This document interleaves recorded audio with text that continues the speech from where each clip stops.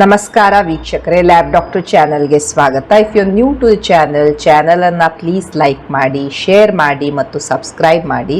Because ಈ channel ಮುಖಾಂತರ ನಾವು ನಿಮಗೆ ಹೆಲ್ತ್ ರಿಲೇಟೆಡ್ ಇನ್ಫಾರ್ಮೇಷನ್, ಕರೆಕ್ಟ್ ಆದಂಥ ಮೆಡಿಕಲ್ ಇನ್ಫಾರ್ಮೇಷನನ್ನು ಕೊಡ್ತಾ ಇರ್ತೇವೆ. ನಾನು ಈ ಕೊಲೆಸ್ಟ್ರಾಲ್ ಬಗ್ಗೆ, ಟ್ರೈಗ್ಲಿಸರೈಡ್ ಬಗ್ಗೆ, HDL ಬಗ್ಗೆ ಬಹಳಷ್ಟು ವೀಡಿಯೋಸನ್ನು ಮಾಡಿದ್ದೇನೆ. ಆ್ಯಂಡ್ ಅದರಲ್ಲಿ ಒಂದು ಕ್ವೆಶನ್ ಬರ್ತಾ ಇರುತ್ತೆ ಆ ವಿಡಿಯೋಸ್ ಮೇಲೆ. ನಮಗೆ ನ್ಯಾಚುರಲಿ ಏನೂ ನಾವು ಮೆಡಿಸಿನ್ ತೆಗೆದುಕೊಳ್ಳದೆ ಹೇಗೆ ಈ ಕೊಲೆಸ್ಟ್ರಾಲನ್ನು ಕಡಿಮೆ ಮಾಡ್ಕೊಳ್ಳೋದು, ಹೇಗೆ ನಾವು ಈ ಟ್ರೈಗ್ಲಿಸರೈಡನ್ನು ಕಡಿಮೆ ಮಾಡ್ಕೊಳ್ಳೋದು, ಇದನ್ನು ಹೇಳಿ ಅಂತ ಹೇಳ್ತಾ ಇರ್ತಾರೆ. ಸೊ ಈ ವಿಷಯದ ಬಗ್ಗೆ ನಾವು ಇವತ್ತಿನ ವಿಡಿಯೋದಲ್ಲಿ ಡಿಸ್ಕಸ್ ಮಾಡೋಣ. ಟ್ರೈಗ್ಲಿಸರೈಡ್ ಇರ್ಬೋದು, ಕೊಲೆಸ್ಟ್ರಾಲ್ ಇರ್ಬೋದು, ಇದು ನಮ್ಮ ದೇಹಕ್ಕೆ ಬೇಕಾದಂತಹ ಒಂದು ಲಿಪಿಡ್ಸ್. ಇವು ಹೇಗೆ ನಮ್ಮ ಬಾಡಿಗೆ ಕಾರ್ಬೋಹೈಡ್ರೇಟ್ ಬೇಕಾಗತ್ತೆ, ಪ್ರೋಟೀನ್ಸ್ ಬೇಕಾಗತ್ತೆ, ಅದೇ ರೀತಿ ಈ ಥರದ ಲಿಪಿಡ್ಸ್ ಸಹ ಬೇಕಾಗ್ತವೆ.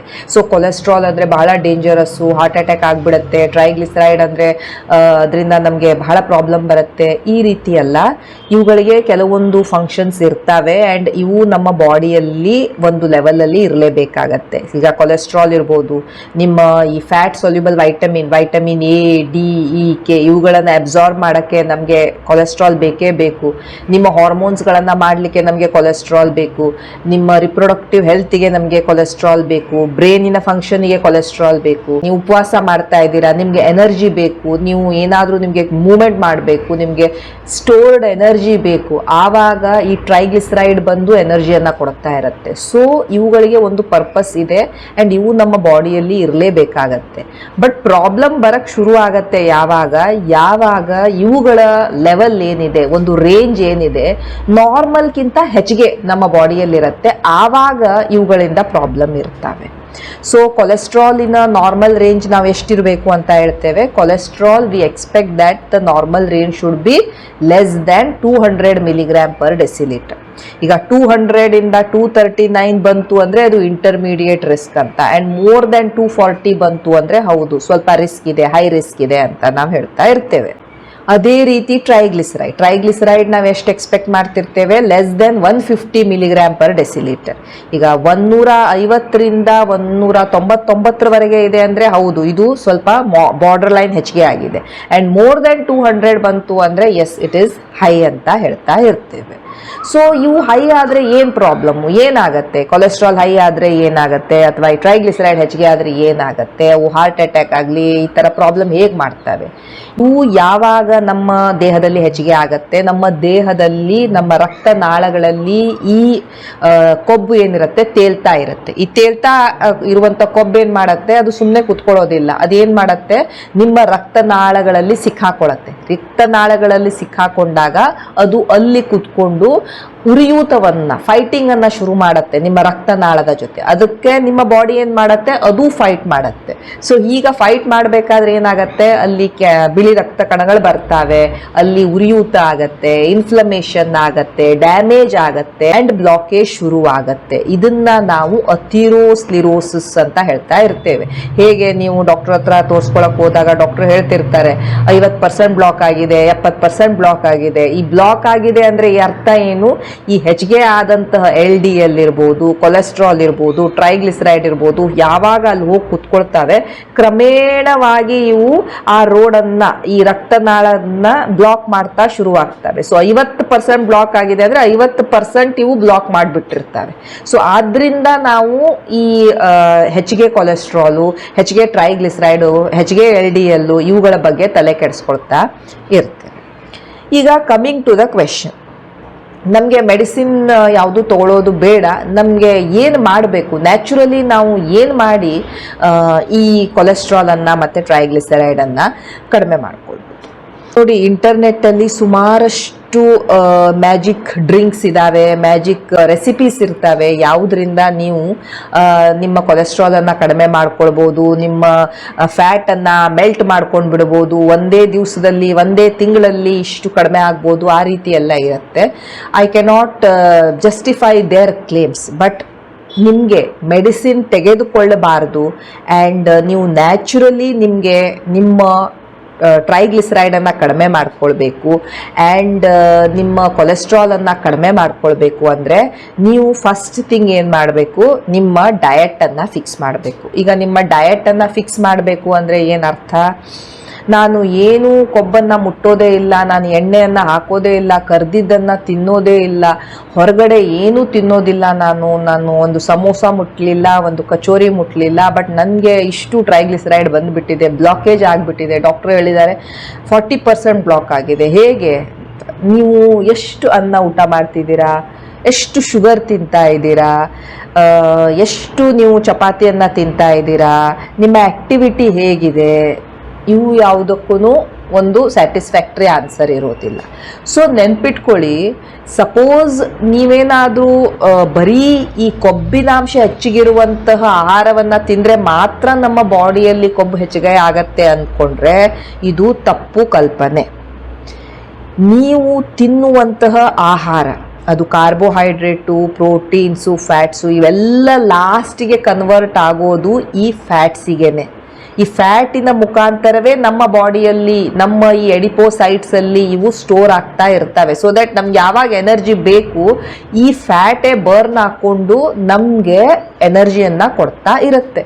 ಬಟ್ ನಾವು ಆ ಲೆವೆಲ್ ಬರೋದಕ್ಕೆ ನಾವು ಕೊಡೋದೇ ಇಲ್ಲ ನಮ್ಮ ಬಾಡಿಗೆ ನಾವು ಈ ಸ್ಟಾರ್ವೇಷನ್ ಸ್ಟೇಟಿಗೆ ತರೋದೇ ಇಲ್ಲ. ನಾವು ಓವರ್ಲೋಡ್ ಮಾಡ್ತಾನೆ ಇರ್ತೇವೆ. ನಮ್ಗೆ ಹಸಿವೆ ಆಗಲಿ ಹಸಿವೆ ಆಗದೆ ಇರಲಿ ನಾವು ತಿನ್ನೋದಷ್ಟೇ ಅಲ್ಲ, ಓವರ್ ಈಟ್ ಮಾಡ್ತೇವೆ. ಸೊ ನಮಗೆ ಬೇಕಾಗಿದ್ದಕ್ಕಿಂತ ಹೆಚ್ಚಿಗೆ ಫುಡ್ಡನ್ನು ನಾವು ತಿಂತೇವೆ.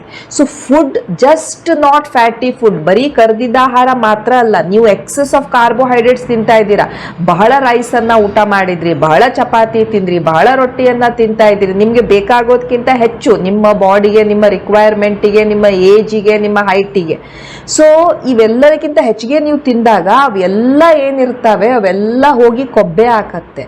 ಸೊ ನೀವು ನಿಮ್ಮ ಡಯಟಲ್ಲಿ ಒಂದು ಬ್ಯಾಲೆನ್ಸ್ ನೋಡ್ಕೊಳ್ಬೇಕು. ಕಾರ್ಬೋಹೈಡ್ರೇಟು, ಪ್ರೋಟೀನ್ಸು, ಫ್ಯಾಟ್ಸು ಇಷ್ಟೇ ಇರಬೇಕು. ನಾನು ಫ್ಯಾಟ್ ತಿನ್ನೋದಿಲ್ಲ ಅಂತ ಹೇಳ್ಕೊಂಡು ಅದನ್ನು ಕಾಂಪೆನ್ಸೇಟ್ ಮಾಡೋಕ್ಕೆ ಒಂದಿಷ್ಟು ಎಕ್ಸ್ಟ್ರಾ ನಾನು ರೈಸ್ ತಿಂದೆ ಅಂತ ಹೇಳಿದ್ರು ಅವೆಲ್ಲವೂ ನಿಮಗೆ ಫ್ಯಾಟ್ ಆಗೇ ಕನ್ವರ್ಟ್ ಆಗ್ತವೆ. ಸೊ ಹೆಚ್ಚಿಗೆ ಕಾರ್ಬೋಹೈಡ್ರೇಟ್ ಸಹ ಫ್ಯಾಟ್ ಆಗಿ ಕನ್ವರ್ಟ್ ಆಗತ್ತೆ.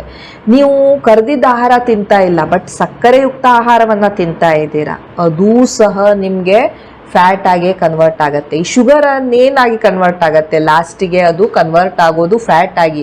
ಸೊ ನೀವು ಬಹಳ ಸ್ವೀಟ್ ತಿಂತಾ ಇದ್ದೀರಾ ಅಥವಾ ಬಹಳ ಹಣ್ಣುಗಳನ್ನು ಬಹಳ ತಿಂತಾ ಇದ್ದೀರಾ. ಕೆಲವೊಬ್ಬರು ನಾನು ತುಂಬ ಹಣ್ಣೆಲ್ಲ ನಾನು ಚೆನ್ನಾಗಿ ತಿಂತೇನೆ ಅಂತಾರೆ. 1 kg ಅಷ್ಟು ಹಣ್ಣು ಸಹ ಕೆಲವೊಬ್ಬರು ತಿಂತಾ ಇರ್ತಾರೆ ಎವ್ರಿ ಡೇ, ಯಾಕಂದರೆ ಅದು ಹೆಲ್ದಿ. ಸೊ ನೆನ್ಪಿಟ್ಕೊಳ್ಳಿ, ಹೆಲ್ದಿ ಅಂದ ಮಾತ್ರಕ್ಕೆ ನೀವು ಒಂದು ಲಿಮಿಟನ್ನು ಕ್ರಾಸ್ ಆದಾಗ ಅದು ಹೆಲ್ದಿ ಇದ್ದಿದ್ದು ಅನ್ಹೆಲ್ದಿ ಆಗತ್ತೆ. ಸೊ ಪೋರ್ಷನ್ ಕಂಟ್ರೋಲ್ ಬಹಳ ಇಂಪಾರ್ಟೆಂಟ್ ಇರುತ್ತೆ. ಹೆಲ್ದಿ ಆಗಲಿ ಅನ್ಹೆಲ್ದಿ ಆಗಲಿ ನೀವೊಂದು ಲಿಮಿಟೆಡ್ ಕ್ವಾಂಟಿಟಿಯಲ್ಲಿ ತಿಂದರೆ ಅದು ನಿಮ್ಮ ಬಾಡಿಗೆ ಬಹಳ ಡ್ಯಾಮೇಜನ್ನು ಮಾಡೋದಿಲ್ಲ. ಬಟ್ ಹೆಲ್ದಿ ಅಂದ್ಕೊಂಡು ನೀವು ಬೇಕಾದಕ್ಕಿಂತ ಹೆಚ್ಚಿಗೆ ತಿಂದಾಗ ಅದೂ ಸಹ ಡ್ಯಾಮೇಜನ್ನು ಮಾಡ್ತಾ ಇರುತ್ತೆ. ಸೊ ನೀವು ಎಕ್ಸಸ್ ಶುಗರ್, ಸಕ್ಕರೆಯುಕ್ತ ಪದಾರ್ಥಗಳನ್ನು ತಿಂತಾ ಇದ್ದೀರಾ, ಇವೂ ಸಹ ಈ ಫ್ಯಾಟಿಗೆ ಕನ್ವರ್ಟ್ ಆಗ್ತವೆ ಆ್ಯಂಡ್ ಇವೂ ಸಹ ನಿಮ್ಮ ಟ್ರೈಗ್ಲಿಸರೈಡ್ ಆ್ಯಂಡ್ ಕೊಲೆಸ್ಟ್ರಾಲನ್ನು ಹೆಚ್ಚಿಗೆ ಮಾಡ್ತವೆ. ಸೊ ಡೆಫಿನೆಟ್ಲಿ ನೀವು ನಿಮ್ಮ ಆಹಾರದಲ್ಲಿ ಬ್ಯಾಲೆನ್ಸ್ಡ್ ಫುಡ್ಡನ್ನು ತೆಗೆದುಕೊಳ್ಬೇಕು. ಪ್ರಾಪರ್ ಆಗಿ ಕಾರ್ಬೋಹೈಡ್ರೇಟ್, ಪ್ರೋಟೀನ್ ಆ್ಯಂಡ್ ಫ್ಯಾಟ್. ನಿಮ್ಮ ಆಹಾರದಲ್ಲಿ ಬಹಳ ಶುಗರ್ ಕಂಟೆಂಟ್ ಇತ್ತು ಅಂದರೆ ನೀವು ಈ ಸಕ್ಕರೆಯುಕ್ತ ಪದಾರ್ಥಗಳನ್ನು ಕಡಿಮೆ ಮಾಡಬೇಕು. ಈಗ ಸಕ್ಕರೆಯುಕ್ತ ಪದಾರ್ಥಗಳು ಅಂದರೆ ಬರೀ ಸಕ್ಕರೆ ಅಷ್ಟೇ ಅಲ್ಲ, ಭಾಳಷ್ಟು ಜನರು ಈ ಜ್ಯೂಸ್ ಕುಡಿತಿರ್ತಾರೆ. ಟಿಂಡ್ ಜ್ಯೂಸ್ ಇರ್ಬೋದು, ಕ್ಯಾಂಡ್ ಜ್ಯೂಸ್ ಇರ್ಬೋದು, ಅಥವಾ ಈ ಸಾಫ್ಟ್ ಡ್ರಿಂಕ್ಸ್ ಇರ್ಬೋದು, ಇವುಗಳಲ್ಲೆಲ್ಲ ಶುಗರ್ ಲೋಡ್ ಆಗಿರುತ್ತೆ. ಇವುಗಳನ್ನು ಸಹ ನೀವು ಕಡಿಮೆ ಮಾಡಬೇಕಾಗತ್ತೆ. ಯಾಕಂದರೆ ಈ ಶುಗರ್ ಮತ್ತೆ ಅವು ಫ್ಯಾಟ್ ಆಗಿ ಕನ್ವರ್ಟ್ ಆಗ್ತಾ ಇರ್ತವೆ.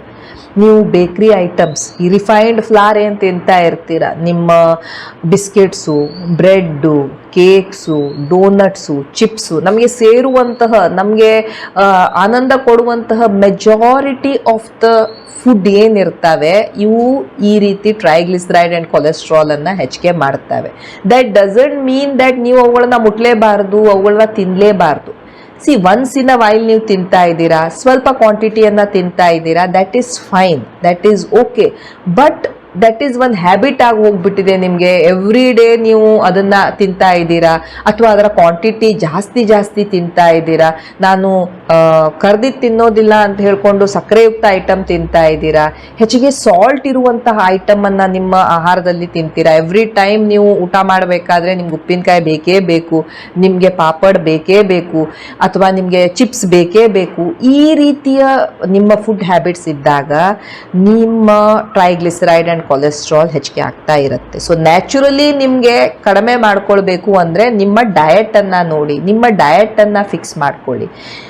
ಎಷ್ಟು ತಿಂತಾ ಇದ್ದೀರಾ, ನಿಮ್ಮ ಪೋರ್ಷನ್ ಕಂಟ್ರೋಲ್ ಎಷ್ಟಿದೆ, ಹೇಗೆ ತಿಂತಾ ಇದ್ದೀರಾ, ಇವೆಲ್ಲವೂ ಮ್ಯಾಟರ್ ಆಗ್ತಾ ಇರ್ತವೆ. So first thing would be the diet. ಕೆಲವೊಮ್ಮೆ ಪೇಷಂಟ್ಸ್ ಹೇಳ್ತಾರೆ, ಮೇಡಮ್ ನಾನು ಚಿಕನ್ನು ಮತ್ತೆ ಮಟನ್ ಎಲ್ಲಾನು ಬಿಟ್ಬಿಡ್ತೀನಿ, ಇವುಗಳನ್ನ ಮುಟ್ಟಕ್ಕೆ ಹೋಗೋದಿಲ್ಲ, ನನ್ನ ಕೊಲೆಸ್ಟ್ರಾಲ್ ಕಡಿಮೆ ಆದರೆ ಸಾಕು.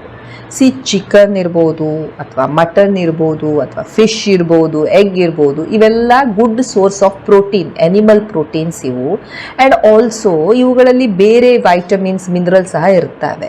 ಸೊ ವೆನ್ ನೀವು ಸ್ಟಾಪ್ ಮಾಡ್ತೀರಾ ಅಂತ ಹೇಳಿದಾಗ ಇಟ್ ಈಸ್ ಯುವರ್ ಚಾಯ್ಸ್, ನೀವು ಸ್ಟಾಪ್ ಮಾಡ್ಬೋದು, ಬಟ್ ನಿಮ್ಮ ಆಹಾರದಲ್ಲಿ ಪ್ರೋಟೀನ್ಸ್ ಇರಬೇಕು. ಸೊ ಪ್ರೋಟೀನ್ಸ್ ಅಂತ ನಾವು ಯಾವಾಗ ಹೇಳ್ತೇವೆ ಅದು ಬಹಳ ಇಂಪಾರ್ಟೆಂಟ್ ಇರುತ್ತೆ ನಿಮ್ಮ ಬಾಡಿಯನ್ನು ಬಿಲ್ಡ್ ಮಾಡಲಿಕ್ಕೆ. ಸೊ ಪ್ರೋಟೀನನ್ನು ನೀವು ಚಿಕನನ್ನು, ಈ ಮಟನನ್ನು ನೀವು ತಗೊಳ್ಬೋದು, ಬಟ್ ಕ್ವಾಂಟಿಟಿಯನ್ನು ಕಡಿಮೆ ಮಾಡಿ. ಎಷ್ಟು ಸಲ ತಿಂತಾ ಇದ್ರೆ ಅದರ ಫ್ರೀಕ್ವೆನ್ಸಿಯನ್ನು ಕಡಿಮೆ ಮಾಡಿ. ಆದಷ್ಟು ಈ ಕೆಂಪು ಮಾಂಸ, ಈ ಬೀಫ್, ಈ ರೀತಿಯದನ್ನು ಸ್ವಲ್ಪ ಅವಾಯ್ಡ್ ಮಾಡಿ. ಅದ್ರ ಬದಲು ನೀವು ಲೀನ್ ಚಿಕನನ್ನು ತಿನ್ಬೋದು, ಎಗ್ಗನ್ನು ತಿನ್ಬೋದು. ಸೊ ಇವುಗಳನ್ನು ನೀವು ನಿಮ್ಮ ಡಯಟಲ್ಲಿ ಇನ್ಕ್ಲೂಡ್ ಮಾಡ್ಬೋದು. Whatever you are eating, ನಿಮ್ಮ ಮೈಂಡ್ಫುಲ್ ಆಗಿರಬೇಕು. ನೀವು ಎಷ್ಟು ತಿಂತಾ ಇದ್ದೀರಾ, ಅದರ ಕ್ವಾಂಟಿಟಿ ಎಷ್ಟಿದೆ, ಆ್ಯಂಡ್ ನೀವು ಎಷ್ಟು ಅದನ್ನು ಬ್ಯಾಲೆನ್ಸ್ ಮಾಡ್ತಾ ಇದ್ದೀರಾ. ಈಗ ನೆಕ್ಸ್ಟ್ ನ್ಯಾಚುರಲ್ ರೆಮಿಡಿ ನೀವು ಹೇಗೆ ನಿಮ್ಮ ಟ್ರೈಗ್ಲಿಸರೈಡ್ ಮತ್ತು ಕೊಲೆಸ್ಟ್ರಾಲ್ ಅನ್ನು ಕಡಿಮೆ ಮಾಡ್ಕೊಳ್ಬಹುದು, that is exercise. So exercise is one of the important factor ಯಾವುದು ನಿಮ್ಮ ಕೊಲೆಸ್ಟ್ರಾಲ್ ಅನ್ನು ಮತ್ತು ನಿಮ್ಮ ಟ್ರೈಗ್ಲಿಸರೈಡ್ ಅನ್ನು ಕಡಿಮೆ ಮಾಡುತ್ತೆ. ಸೊ ಎಕ್ಸಸೈಸ್ ಅಂತ ಹೇಳಿದರೆ ಜಸ್ಟ್ ನಾನೊಂದು ತಾಸು ವಾಕ್ ಮಾಡ್ಕೊಂಡು ಬಂದೆ ಮಾತಾಡಿಕೊಂಡು ಅದನ್ನೇ ನೀವು ಎಕ್ಸಸೈಸ್ ಅಂತ ತಿಳ್ಕೊಳ್ಬೇಡಿ. That could be an activity, ಅದು ಒಂದು ಆ್ಯಕ್ಟಿವಿಟಿ ಇರ್ಬೋದು ನೀವು ಮಾಡ್ತಾ ಇದ್ದೀರಾ. ಎಕ್ಸಸೈಸ್ ಅಂತ ಹೇಳಿದರೆ ನಿಮ್ಮ ಸ್ನಾಯುಗಳು ಸ್ಟ್ರೆಂಥನ್ ಆಗಬೇಕು, ನಿಮ್ಮ ಬೋನ್ಸ್ ಸ್ಟ್ರೆಂಥನ್ ಆಗಬೇಕು, ನಿಮ್ಮ ಹಾರ್ಟ್ ಹೆಲ್ತ್ ಇಂಪ್ರೂವ್ ಆಗಬೇಕು. ಸೊ ಹೇಗೆ ಇಂಪ್ರೂವ್ ಆಗುತ್ತೆ ಇದು, ನೀವು ಅಟ್ಲೀಸ್ಟ್ ಒಂದು 30 to 40 ಮಿನಿಟ್ಸ್ ಆದರೂ ಎವ್ರಿ ಡೇ ನೀವು ಎಕ್ಸಸೈಸ್ ಮಾಡಬೇಕಾಗತ್ತೆ. ಎಕ್ಸಸೈಸ್ ಅಂದರೆ ಜಸ್ಟ್ ಒಂದು ವಾಕಿಂಗ್ ಅಲ್ಲ, ನಿಮ್ಮ ಎಕ್ಸಸೈಸಲ್ಲಿ ನಿಮ್ಮ ಹಾರ್ಟ್ ರೇಟ್ ಸ್ವಲ್ಪ ಹೆಚ್ಚಿಗೆ ಆಗುವಂಥ ಕೆಲವೊಂದು ಎಕ್ಸಸೈಸ್ ಇರಬೇಕು, ನಿಮ್ಮ ಸ್ನಾಯುಗಳು ಸ್ವಲ್ಪ ಸ್ಟ್ರೆಂಥನ್ ಆಗುವಂಥ ಎಕ್ಸಸೈಸ್ ಇರಬೇಕು. ಅದು ಸ್ಟ್ರೆಂತ್ ಟ್ರೈನಿಂಗ್ ಇರ್ಬೋದು. ಸ್ಟ್ರೆಂತ್ ಟ್ರೈನಿಂಗ್ ಅಂತ ಹೇಳಿದರೆ ಸ್ವಲ್ಪ ವೇಟ್ಸನ್ನು ಎತ್ತೋದಿರ್ಬೋದು, ಅಥವಾ ನೀವು ಯೋಗ ಇರ್ಬೋದು. ಈ ರೀತಿ ಎಕ್ಸಸೈಸ್ ನಿಮ್ಮ ಡೈಲಿ ಲೈಫಲ್ಲಿ ನೀವು ಅಳವಡಿಸ್ಕೊಳ್ಬೇಕು.